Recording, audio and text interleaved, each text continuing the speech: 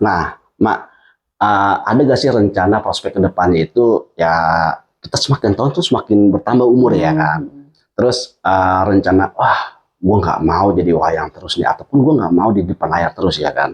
Soalnya makin tahun makin banyak dong ibu-ibu yang lebih itulah ya kan. Ada masanya gitu kan. Ada gak sih cita-cita untuk bangun PH sendiri, entah produksi sendiri, entah kerjasama dengan PH lain? Kerjasama PH. Ada gak sih cita-citanya seperti itu, ataupun ada kepikiran seperti itu? Malah nggak tahu kenapa ya. Bukan nggak kepikiran menjadi produser atau kerja sama PH lain. Tertariknya jadi sutradara masa gue jadi sutradara. Keren kalau sutradara. Karena kan gue ngerti apa kayak pengadegan, gue juga ngerti karakter apa. Kecuali ya aku nggak ngerti lighting. Oh, lampu-lampu beraneka terus kayak kamera itu nggak ngerti gitu loh. Tapi kalau masalah yang lain kayaknya aku bisa deh, kayak bedah naskah, kayak nanti angle mau begini. Itu aku bisa tuh kayak gitu-gitu. Malah kepinginan sutradara. Iya. Udah tahu ya. Amin, sutradara ya. Tapi kamu jadi sutradara kan juga dari bawah dulu, skrip dulu. Bisa lah, Mak. Asrada dulu. Teman-teman kita buktinya banyak yang langsung jadi sutradara. Masa sih? Masa sih orang Jepang? Masa sih? Oke, assalamualaikum warahmatullahi wabarakatuh. Pada saya kembali lagi Firmansyah Bagus Siregar. Dan sekali ini saya bersama Mak.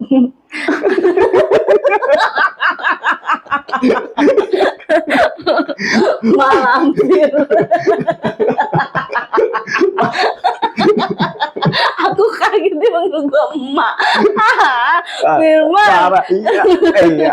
Sama Kareni Novita, kakak ya kan. Kakak ya kan masih. Cuman kagak enak banget kalau manggil kakak. Biasa di lokasi syuting itu emak kan. Iya kan. Terkenalnya Mbak Reni ya kan. Dengan saya Reni Novita. Oke, nice. Oh iya. Nih monyong-monyong lah ya. Salah konyol. Salah ya. Emak digelut di entertain itu. Wah, berantem dong. Berantem. Aduh. Bayi lagi tidur. Ada bayi lagi tidur. Kan nyangkut kan tuh bapak. Aduh, kenapa sih? Di entertain itu udah berapa tahun kira-kira? Kalau aku belum. Kalau aku mulai tahun 2006, berarti sekarang 2026. Iya. Berarti udah berapa tahun? Berarti udah 50 tahun, Mas. Enggak dong. 20 ya? 20 ya? Iya, 20 tahun. Iya, serius dong, hitung dulu. 2026. Coba hitung kalkulator. Harus dihitung ya? Harus dihitung ya. Iya, ini harus teliti loh. Jangan salah cetak ya, jangan salah edit ya. Coba. Ya kan? 2026 dikurang 2006. Iya. 20 tahun, Mas. 20 tahun iya. Berarti sekitar 20 tahun. 20 tahun. Berarti awalnya 2006. Nah, itu apakah langsung terjun ke emak-emak yang selalu eksis? Enggak dong. Apa seperti apa awal mula di entertain? Jadi waktu 2006 itu pas banget udah selesai lulus. Kan aku kan kuliah. Kuliah. Ya. Kuliah di bidang teater. IKJ. Oh, IKJ. Ya, institut. Ngeri loh ya, IKJ dong. Ikut kakak jualan.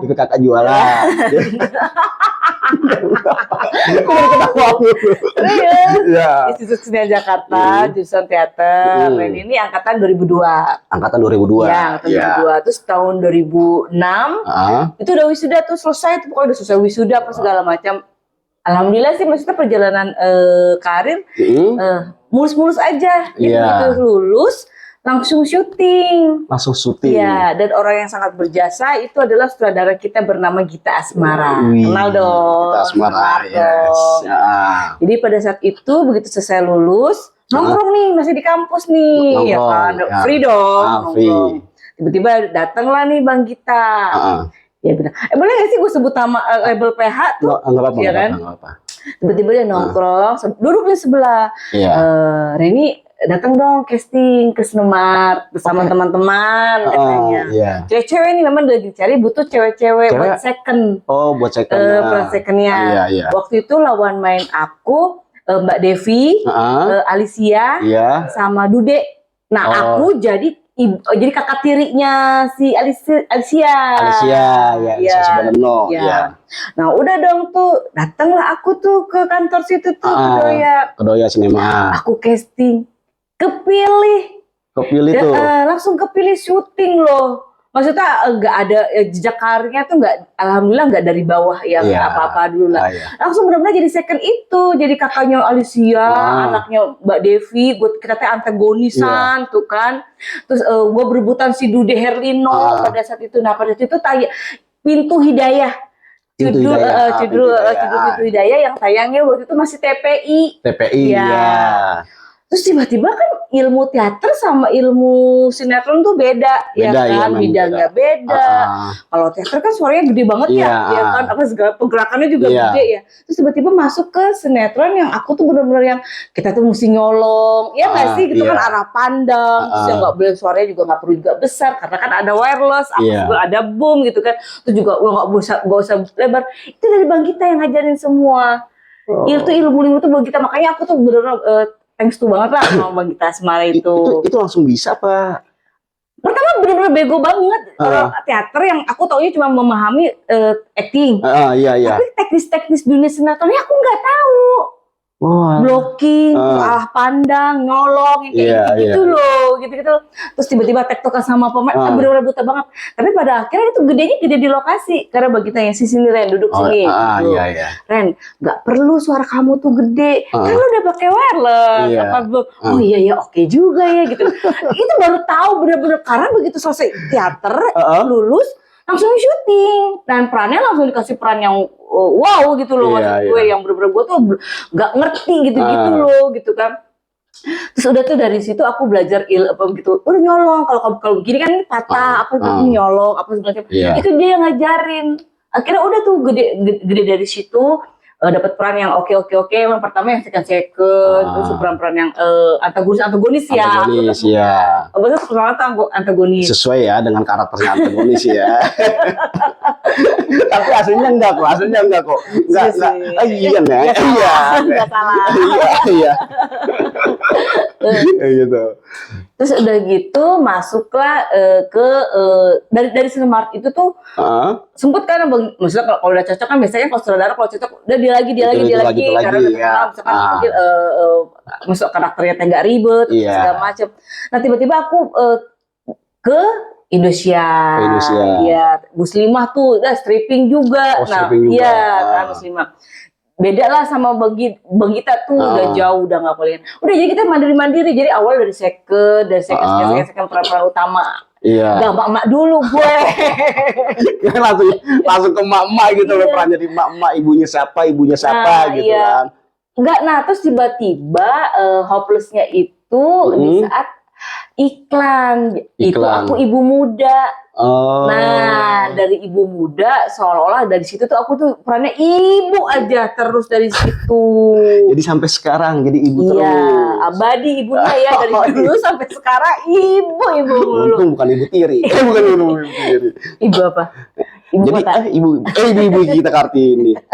Lah, peran apa yang paling susah menurut Emak ketika Emak dikasih naskah dan langsung, wih, ini bukan gua banget nih. Nangis. Iya kan? Nangis sedih.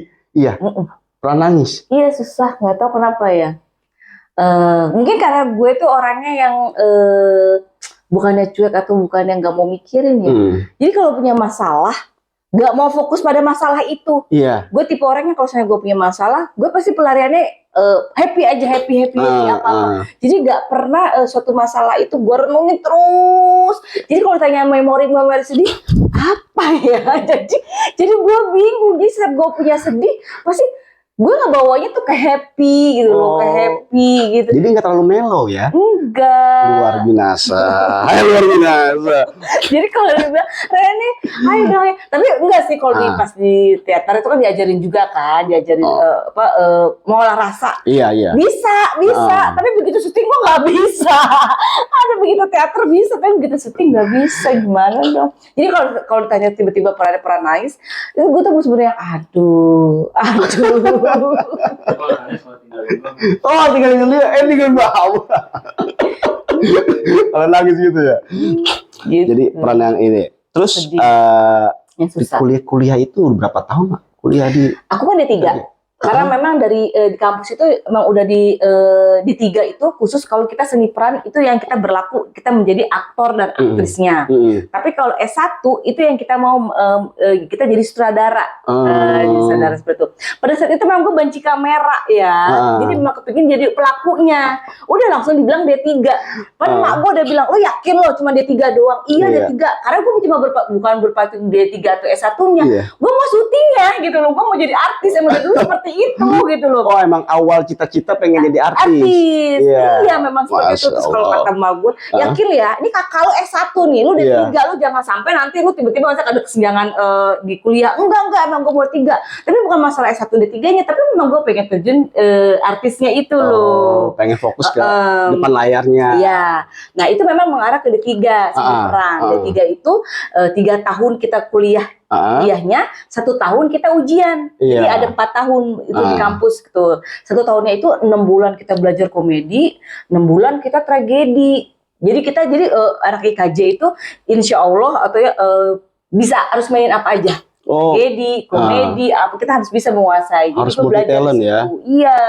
Jadi gue waktu itu D3 4 tahun memang. 4 tahun. 4 tahun, setahunnya ujian, 3 tahunnya proses sekolah, proses kuliahnya. Tapi komedi itu gampang-gampang susah ya sih, Mak? Sebenarnya kalau di teater ya, pada saat itu sih orang sekarang nih ya, di masa-masa Reni kan angkatan 2002, 2003 ujian masih 2 tragedi dan komedi. Kalau nggak salah yang tahun-tahun 2004 itu apa 2005-nya gitu, itu harus memilih salah satu, mau tragedi apa komedi. Orang pada banyak ngambil komedi. Karena komedi kalau kita di sidang pertanggungjawaban itu sah-sah aja namanya komedi. Iya. Kecuali tragedi. Nah, tragedi itu kan harus silsilah ini kan harus tahu sejarahnya ya kan? Kalau komedi ya sah aja lah komedi. Jadi seperti itu. Jadi katanya orang-orang bilang katanya gampangan komedi. Tapi kalau menurut tadi kalau komedi itu kalau kita garing ya kalau nggak bisa nanggung ketawa ya susah ya. Kan itu ya. Tapi kalau ilmu teorinya gitu. Oh gitu. Tapi bisa mau komedinya? Bisa dong. Bisa. Kadang-kadang kan jadi nyak Betawian. Kadang-kadang gue lebih suka jadi nyak kalau komedian. Kalau jadi peran Betawi kan, ya lah jadi Betawi. Nyak, udah merem aja gue tuh. Lebih susah jadi nyak. Kayak semacam kayak ibu-ibu mak tiri, ya kan, mak yang judes, ya kan, lebih susah mana? Antagonis, ya kan. Sama komedian. Lebih susah mana? Komedi gampang menurut gue, ya. Apalagi Betawi ya, atau nggak Betawi pun kalau komedi menurut gue gampang, bisa. Terus kalau antagonis bisa. Iya. Yang menurut gue itu tadi aja peran protagonis. Yang peran ibu-ibu baik, melo, dayu-dayu itu gue nggak bisa. Kayaknya gue greget banget karena aslinya aku kan orangnya tiba-tiba tuh aku harus yang peran itu susah kayaknya. Kira banget. Enggak banget ya. Iya, enggak banget. Ya walaupun enggak boleh kayak gitu ya. Gitu lah. Tapi kebanyakan perannya yang dapat ya itu aja sih. Itu aja ya. Karena sesuai dengan karakter mukanya ya. Iya, gitu banyak kan. Kadang yang cewek udah Reni banget itu yang Betawian tuh Reni pasti gitu kan. Yang jahat udah Reni banget tuh emang diam gitu kan. Pasti callingannya itu. Pernah gak sih Mak di lokasi itu misalkan nih, wah kita udah semangat di syuting nih ke nyampe lokasi nih, ya kan kita udah dari rumah ke lokasi, tiba-tiba kita bad mood, nggak mau syuting. Pernah gak sih seperti itu? Nggak pernah lah. Nggak pernah ya? Nggak pernah. Iya, nggak pernah. Jadi karena kalau aku udah melangkahkan kaki ke lokasi, ya udah tandanya tuh kerja. Mindsetnya memang harus seperti itu, profesional lah. Profesional ya, walaupun nunggu lama, apa beraneka ragam gitu ya. Terus udah gitu nunggu lama, unitnya belum nyampe siapa. Gitu. Enggak ya? Aman. Enggak lah, paling cuman ya kan gue tuh orangnya cuma ngomel, yang penting gue udah menyampaikan, udah slow lagi gitu. Lu gimana sih Man gini udah. Lagi saya lagi yang kena kali ya. Saya lagi yang kena. Lagi. Bagus ya, Man. Iya, bagus ya. Kan callingan jam berapa nih? Callingan jam berapa nih? Tapi udah kalau gue mah orangnya yang penting gue mah ngomong. Habis itu ngomong, lu ngerti, lu paham baru. Tapi kalau seandainya lu tiba-tiba kalau gue gini tipe orang yang misalnya gue ngasih tau orang nih, lu salah nih, tapi ngeyel. Itu makanan buat gue. Tapi kalau seandainya lu salah, udah maaf, udah stop. Udah minta maaf, Udah mau minta maaf, ngapain? ya, Udah kan? selesai. Maaf ya. Tapi aman gak sih Mbak ketika kita gitu, wah kita kan udah, wah ini gara-gara ini ya kan jadi seolah-olah gue yang bersalah gitu kan, seolah-olah kan seperti itu kan Mbak, kebaca di lapangannya. Tapi mengganggu gak sih dalam acting kita di lapangan? Enggak, kalau tetap aku ya, tetap tidak kalau aku mengganggu. pribadi kalau masalah acting, insya Allah nggak akan mempengaruhi. Kan lagi bad mood, Enggak, tuh lagi enggak, tetap iya. tidak pengaruh. Bosnya gini, misalkan aku lawan main nih, kamu, Iya. aku nggak suka sama kamu, kita selek kan, di luar itu kita diem-dieman. Tapi kalau aku acting, aku bisa profesional, oke. Asal jangan lu macem-macem ya, lu macem-macem gue sikat lu abis itu gitu. Oh gitu. Aku bisa. Bisa begitu? Bisa. Luar biasa. Mau aku punya masalah pribadi sendiri, pribadi sama lo lawan mainnya, gue bisa tutup gitu. Bisa. Keren. Bisa. Nah, Mak, gitu. udah ada gak sih rencana prospek kedepannya itu ya kita semakin tahun tuh semakin bertambah umur ya kan. Terus rencana, wah gue nggak mau jadi wayang terus nih, ataupun gue nggak mau di depan layar terus ya kan. Soalnya makin tahun makin banyak dong ibu-ibu yang lebih itulah ya kan. Ada masanya gitu kan. Ada gak sih cita-cita untuk bangun PH sendiri, entah produksi sendiri, entah kerjasama dengan PH lain? Sama Ada gak sih cita-citanya seperti itu ataupun ada kepikiran seperti itu? Malah nggak tahu kenapa ya, bukan nggak kepikiran menjadi produser atau kerja sama PH lain. Tertariknya jadi sutradara masa gue jadi sutradara. Keren kalau sutradara. Karena kan gue ngerti apa kayak pengadegan, gue juga ngerti karakter apa. Kecuali ya aku nggak ngerti lighting. Oh lampu beraneka terus kayak kamera ya itu nggak ngerti gitu loh. Tapi kalau masalah yang lain kayaknya aku bisa deh, kayak bedah naskah, kayak nanti angle mau begini, itu aku bisa tuh kayak gitu. Malah kepinginan sutradara. Iya. Udah tahu ya. Amin, saudara ya. Tapi kamu jadi sutradara kan juga dari bawah dulu, skrip dulu. Bisa lah, Mak. Asrada dulu. Teman-teman kita buktinya banyak yang langsung jadi sutradara. Masa sih? Masa sih orang Jepang? Masa sih?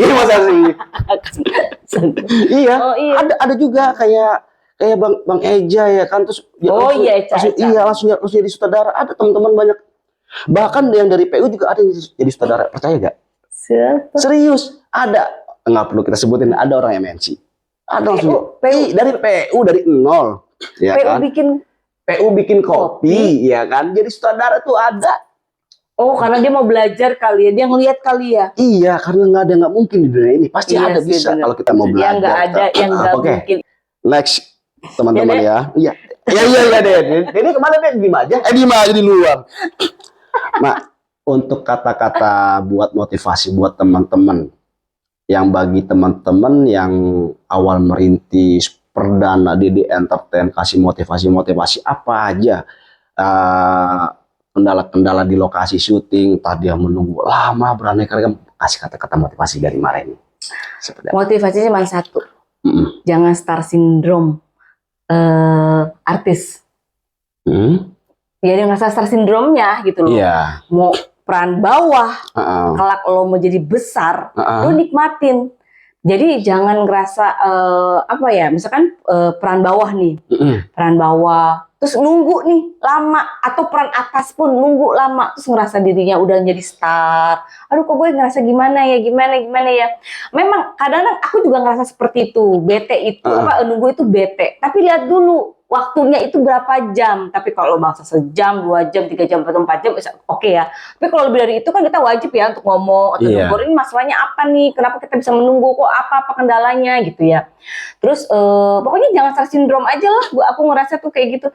Jadi terus kalau masalah acting, kalau memang punya bakat, ya serius ini tuh bener-bener serius aja gitu. Walaupun kalian nggak belajar kayak aku kan sekolah gitu, kan bisa juga tuh ilmu itu juga bisa dapat dari lokasi. Aku pun juga dapat ilmu ini pelan-pelan juga kan dapat gedenya di lokasi yang aku bilang. Malah basicnya aku teater, terus tiba-tiba aku gedenya di film, di sinetron. Acting sinetron sama film aja beda loh. Mbak sama kuda.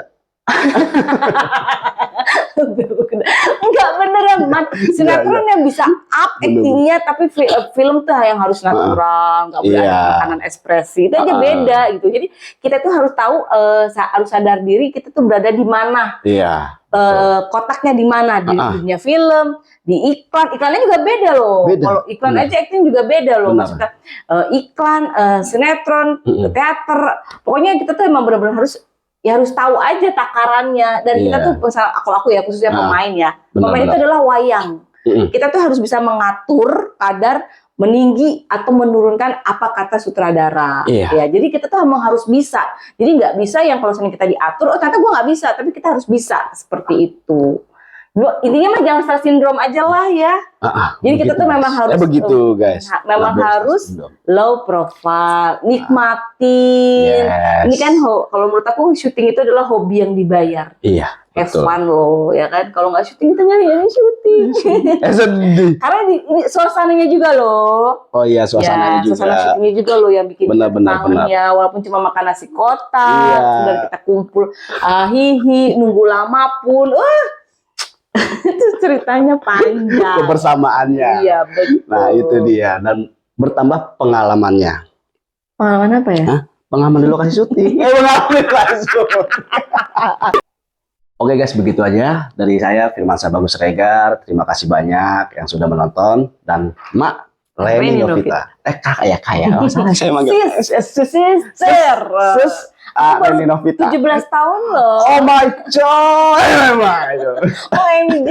Iya, terima kasih banyak. Jangan lupa like, subscribe, dan komen.